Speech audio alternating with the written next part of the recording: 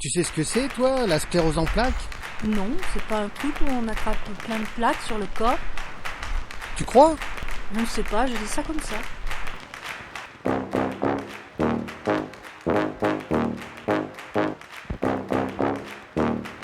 Non, la sclérose en plaques n'est pas une maladie de peau. C'est une maladie dégénérative dont l'origine est inconnue et qui ne se voit pas. La sclérose en plaques est un dysfonctionnement du système nerveux. La gaine protectrice du nerf, la myéline, se détériore par endroits. Elle empêche alors la transmission de l'influx nerveux et crée des courts-circuits. Du coup, trou de mémoire, troubles de la vision, grosse fatigue, perte d'équilibre. Les symptômes sont variés et imprévisibles, ils apparaissent et disparaissent. Les diagnostics sont difficiles. En France, 1 personne sur 600 en est atteinte. Il y a 5000 nouveaux cas cette année, dont 3/4 de femmes.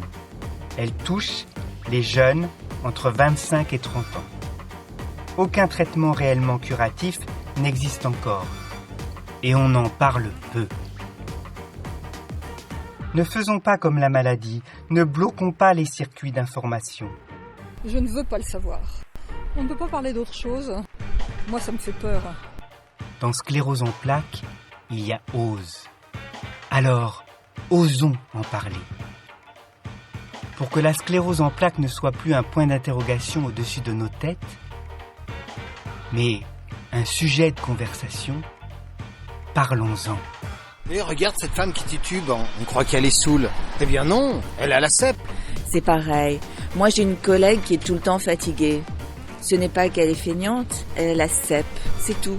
Il faut le savoir. N'ayons pas des a priori trop rapides. Une perte de mémoire, on pense souvent à Alzheimer.